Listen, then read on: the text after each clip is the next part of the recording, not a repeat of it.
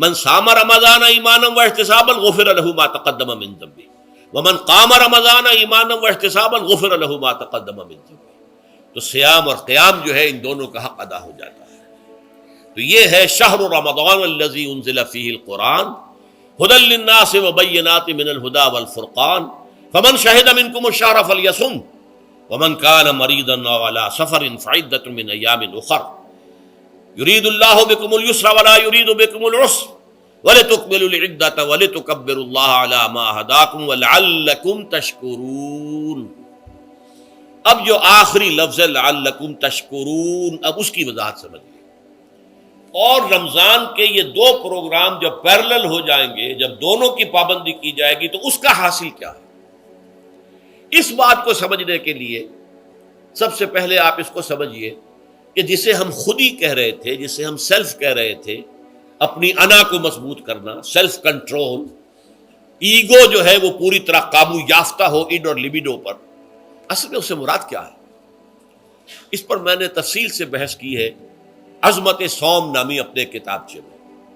ویسے یہ ہے کہ وہ مشکل ہے، ذرا فلسفیانہ اس کا انداز ہے، لیکن یہ ہے کہ وہی باتیں آسان الفاظ میں جو دوسرا کتابچہ ہے عظمت سیام و قیام رمضان مبارک، وہ آسان ہے.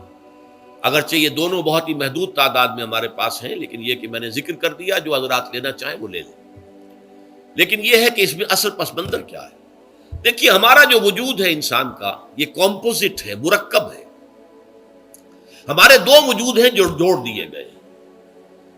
کیسے جوڑ دیے گئے ہم نہیں جانتے، لیکن ہے دو وجود.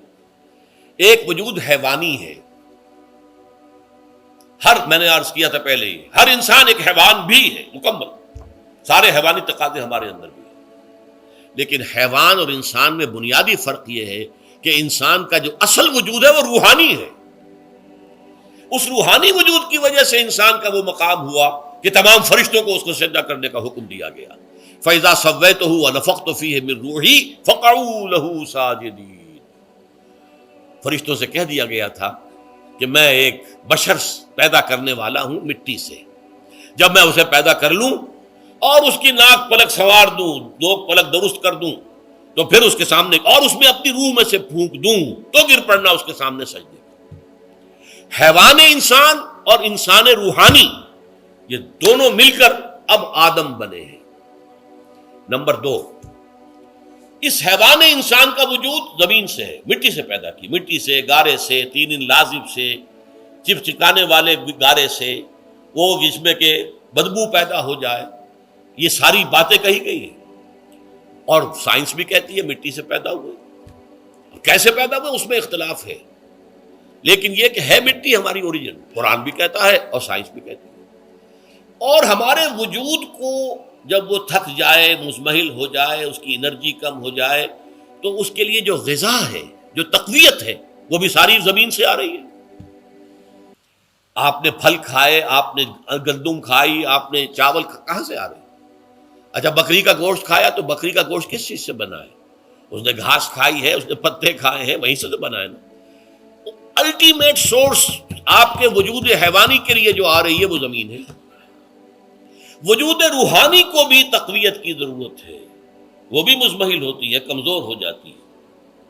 خاص طور پر جبکہ وجود حیوانی کا اس پر غلبہ ہو جائے تب تو یوں سمجھیے کہ وہ بالکل بے ہوش ہو کر موت کے قریب پہنچ جاتی ہے. اس کی تقویت، اس کی غذا وہیں سے آئی ہے جہاں سے روح آئی ہے. وہ کلام ربانی ہے، روح ربانی. نفخت فیہ من روحی، من روحی، من روحی، میں پھونک دوں اس میں اپنی روح میں سے. روح کا تعلق ذات باری تعالیٰ کے ساتھ ہے. اسی طرح کلام ربانی کہاں سے آیا ہے؟ اللہ تعالیٰ کے پاس سے آیا ہے. یہ اس کی تقویت کا ذریعہ ہے. اب عام حالات میں کیا ہوتا ہے؟ ہمارا یہ وجود حیوانی چھایا ہوا ہے ہمارے وجود کے اوپر، بیچاری روح جو ہے دبی رہتی ہے، پسی رہتی ہے. اگر خدا نے خواستہ ہم گناہ گار بھی ہیں، گناہ پر گناہ کا ارتکاب کر رہے ہیں، تو وہ روح جو ہے وہ قلب کے آئینے شیشے کے اندر ہے. فیہا مصباح، المصباح فی زجاجہ، الزجاجہ تو کانہا کوکب دری. قلب جو ہے ایک شیشے کے مانند ہے جس کے اندر روح کا چراغ جل رہا ہے. اب اگر یہ اوپر جو شیشہ ہے اس پر دھواں آ گیا، لالٹین کی چمنی پر دھواں آ گیا تو اب روشنی باہر تو نہیں آئے گی۔ اگر انسان گناہ کرتا ہے تو قلب پر رین زنگ آ جاتا ہے، یا حضور نے فرمایا ایک داغ لگ جاتا ہے، اور گناہ کرتا ہے اور داغ لگتا ہے، اور گناہ کرتا ہے اور داغ، یہاں تک کہ بالآخر پورا قلب سیاہ ہو جاتا ہے۔ اب وہ روح اندر بند ہو گئی، وہ دفن ہو گئی۔ اس کے لیے اب ضروری ہے کہ اب ایک پروگرام ایسا دیا جائے جو ریورس ہو جائے۔ دن میں روزہ رکھواؤ تاکہ وہ جو اینیمل انسٹنکٹس ہے وہ دبے، تو جب یہ وزن جو ہے اس کے اوپر کم ہوگا تو کچھ سائی آف ریلیف اسے ملے گی۔ جیسے بے ہوش آدمی پڑا ہے، اسے کوئی ہلکا سا ہوش آ رہا ہے، آپ نے پانی کے کچھ چھینٹے دیے، اس کے بعد آپ نے رات کو کھڑے ہو کر قرآن کے انوار کو اتارا، بارش برس رہی ہے روح انسانی کے اوپر، قلب روحانی، قلب انسانی کے اوپر، جس میں کہ وہ روح جو ہے وہ دفن ہے، وہ زندہ ہوگی اثر نو، ہوش میں آئے گی۔ اور ہوش میں آئے گی تو دو کام ہوں گے، ایک تو اسے قرآن کی عظمت کا احساس ہوگا، یہ قرآن میری حیات تازہ کا ذریعہ بنا ہے، میں دب گئی تھی، میں پس گئی تھی، میں بے ہوش تھی، میں نیم مردہ تھی، اس قرآن کی بارش نے، یہ ترشح جو ہوا ہے مجھ پر، اس نے مجھے حیات تازہ عطا فرمائی۔ یہ جو قدر کا احساس ہوگا قرآن کا، لعلکم تشکرون، تاکہ تم قرآن کی عظمت سے واقف ہو۔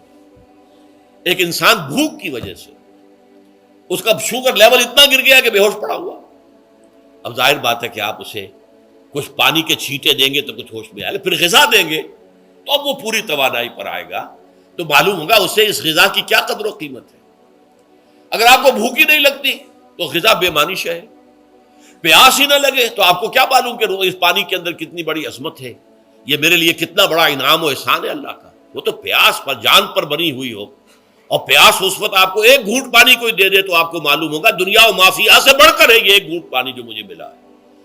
اسی طرح جب روح دبی ہوئی تھی حیوانی وجود کے بوجھ تلے، جبکہ وہ نیم خابیدہ یا نیم بے ہوش یا بالکل بے ہوش تھی، وہ دن میں تو روزہ رکھ کر اس پر سے حیوانی وجود کا وزن کم کیا گیا، اسے ایک ریلیف ملی۔ رات کو قرآن مجید کے انوار و برکات اس میں جذب کیے گئے تو اس کو پوری توانائی حاصل ہوئی۔ اس پوری توانائی کا پہلا نتیجہ تشکر، قرآن کا شکر، الحمدللہ الذی انزل علی عبدہ الکتاب ولم یجعل لہ عوجا۔ پھر وہ قلب کی گہرائیوں سے نکلے گا، سارا شکر اس اللہ کے لیے جس نے اپنے بندے پر صلی اللہ علیہ وسلم کتاب نازل کی، اور اس میں کوئی کجی نہیں رکھی، کسی طرح کی ایش پیش نہیں۔ یا تبارک الذی نزل الفرقان علی عبدہ لیکون للعالمین نصیرا، بڑی بابرکت ہے وہ ذات جس نے اپنے بندے پر فرقان نازل فرمایا تاکہ وہ تمام جہان والوں کے لیے نذیر اور خبردار کرنے والا بن جائے۔ یہ قرآن کی عظمت کا احساس، اور ظاہر بات ہے جس قدر کسی نعمت کی قدر و قیمت کا احساس ہوگا اسی قدر تو آپ شکر ادا کریں گے۔ اگر آپ نے کسی بچے کے ہاتھ پر ہیرا رکھ دیا، اسے کیا پتا یہ ہیرا کس بلا کا نام ہوتا ہے، وہ سمجھے گا کانچ کا ٹکڑا ہے۔ لیکن اگر کوئی واقعتاً کوئی جوہر شناس ہو، جوہری ہو، اس کو آپ ہیرا دیں گے تو اسے معلوم ہے کہ مجھے کیا چیز دی گئی ہے، اس کے اندر جو شکر پیدا ہوگا وہ اس بچے کے اندر تو نہیں پیدا ہو سکتا جسے معلوم ہی نہیں۔ تو قرآن مجید کی اصل عظمت سے انسان واقف کب ہوگا؟ جبکہ اس کے ذریعے سے اس کی روح کو ایک حیات تازہ مل جائے، اور اس طرح وہ پروگرام ریورس ہو جائے جو عام طور پر چل رہا تھا، ساری توجہ اپنے جسم پر، اس کے تقاضوں پر۔ جسم میں تھوڑی سی پھنسی نکل آئی ہے، بھاگ رہے، دوڑ رہے ہیں اس کے علاج کے لیے۔ کوئی اور مرض لاحق ہو گیا ہے، بھاگ رہے ہیں، دوڑ رہے ہیں اس کے علاج کے لیے، بڑی بڑی فیسیں بھی دے رہے ہیں۔ ساری جسم کی پرواہ ہے، روزانہ نہا رہے ہیں اور اچھے سے اچھا صابن لا کر نہا رہے ہیں، وہ جسم کی پرواہ ہے نا، اس کی دیکھ بھال ہے، روح کی طرف توجہ ہی نہیں۔ یہ ہے وہ بات جو کہی گئی ہے سورہ حشر میں، اور جسے علامہ اقبال نے پھر اپنے فلسفہ خودی کی اساس اور سورس قرار دیا ہے۔ وَلَا تَكُونُوا كَالَّذِينَ نَسُوا اللَّهَ فَأَنسَاهُمْ أَنفُسَهُمْ أُولَٰئِكَ هُمُ الْفَاسِقُونَ۔ دیکھو اے مسلمانوں، ان لوگوں کے مانند نہ ہو جانا جنہوں نے اللہ کو بھلا دیا تو اللہ نے انہیں اپنے آپ سے غافل کر دیا، اور یہی لوگ فاسق و فاجر ہیں۔ یہ سوال پیدا ہوتا ہے کہ انسان اپنے آپ سے کہاں غافل ہوتا ہے؟ کیا اپنے وجود حیوانی سے غافل ہوتا ہے؟ کیا بھوک لگتی ہے تو وہ ادھر ادھر منہ نہیں مارتا؟ غذا کو حاصل کرنے کے لیے کوشش نہیں کرتا؟ پیاس لگتی ہے تو کیا پانی یا کوئی اور مشروب تلاش نہیں کرتا؟ کوئی بیماری لاحق ہوتی ہے تو کیا اس کے علاج کی طرف توجہ نہیں کرتا؟ اسے آرام کی حاجت ہوتی ہے تو آرام نہیں لیتا؟ اپنے اس وجود سے تو غافل نہیں. کون سے وجود سے غافل ہوا ہے؟ وہ روحانی وجود سے غافل ہے. بھول گیا کہ میرے اندر روحانی وجود بھی ہے اور اس کا تعلق ذات باری تعالیٰ کے ساتھ ہے. اس نے سمجھا کہ میں بس حیوان ہوں، نرا حیوان ہوں، اپنے اس وجود کی اصل حقیقت ہی سے بے خبر، غافل. چنانچہ آج کے دور کا سب سے بڑا المیہ کیا ہے؟ ڈارون کے نظریے کے جو اثرات پیدا ہوئے ہماری معاشرت پر، ہماری سوچ پر، ہمارے فکر پر، ہمارے فلسفے پر، ہماری سوشولوجی پر، وہ کیا ہے کہ ہم بھی نرے حیوان ہیں. اللہ اللہ خیر سبھی. یہ سب سے بڑی محرومی ہے اس دور کی کہ انسان اپنے اصل شرف سے خود ہی مستعفی ہو گیا. ہمارا کوئی وجود ہے ہی نہیں روحانی وغیرہ. روح کسے کہتے ہیں ہم نہیں جانتے، بس یہ جسم ہے. ہم اللہ کو نہیں جانتے کون ہے کون نہیں ہے. ہوگا ہم تو اس کائنات کو جانتے ہیں. ہم روح سے واقف نہیں، ہم تو اپنے جسم کو واقف. آخرت سے ہمیں کچھ پتہ نہیں، شاید ہو شاید نہ ہو، کچھ پتہ نہیں. لیکن یہ زندگی تو ہے، اسے ہم جانتے ہیں. یہ ہے آج کے انسان کا سب سے بڑا المیہ. اور یہ ہے ماس اسکیل کے اوپر ارتداد، ذہنی طور پر مرتد ہو چکے ہیں. انسانوں کی عظیم اکثریت مرتد ہو چکی ہے. یہ ہے در حقیقت کہ روزہ جو ہے اس پروگرام کو آ کر ریورس کرتا ہے. دن میں کھانے پینے، جنسی تقاضے پر پابندی، وہ وجود حیوانی کا وزن کچھ کم ہوا. روح جو دبی ہوئی تھی، یا سسک رہی تھی، یا بے ہوش تھی، یا نیند مردہ تھی، اسے کچھ ریلیف ملا. اب اس کے اوپر قرآن مجید کے تیرے ضمیر پہ جب تک نہ ہو نزول کتاب، گرہ کشاہ نہ رازی نہ صاحب کشاف، ہمارے دلوں کے اوپر بارش ہو رہی ہو انوار قرآنی کی. وہ ظاہر بات ہے کہ بغیر سمجھے تو نہیں ہوگی بارش. وہ تو آپ کچھ سمجھ رہے ہوں گے تو بارش ہوگی، ورنہ تو یہ ہے کہ ٹھیک ہے، میں پہلے بھی عرض کر چکا ہوں، آپ کو ثواب تو ملے گا، لیکن یہ ہے کہ وہ اصل مقصد قرآن کی عظمت کا قلب کی گہرائیوں سے اعتراف جو ہے، اور اس پر اللہ کا شکر تو ادا ہوگا. لعلکم تشکرون، جبکہ قرآن مجید جو ہے آپ کے قلب کے اوپر نازل ہے، اس کا مفہوم نازل ہے. اچھا، اس کا دوسرا نتیجہ کیا نکلتا ہے؟ جب وہ روح جو ہے وہ ہوش میں آئے گی، اس کو حیات تازہ مل گئی، وہ اپنے اصل مرکز اور منبع اور سرچشمہ کی طرف جو ہے متوجہ ہوگی. عربی زبان کا ایک مقولہ ہے، کل شیء یرجع الی اصلہ، ہر شے اپنی اصل جڑ کی طرف جو ہے لوٹتی ہے. ہمارا وجود حیوانی زمین سے زمینی کی طرف لوٹتا ہے، یعنی مرنے کے بعد زمینی میں چلا جائے گا.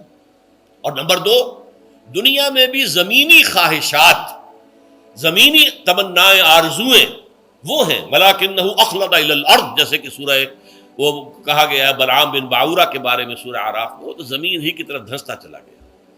ہماری روح کا منبع اور سرچشمہ ذات باری تعالیٰ ہے، وہ امر رب ہے، لہذا فوراً انسان اپنے رب کی طرف متوجہ ہوتا ہے. یہ اللہ کی طرف متوجہ ہو جانا اور پھر اس سے ہم کلام ہونا اور اس سے دعا کرنا، یہ ہے روزے کا اصل مقصد.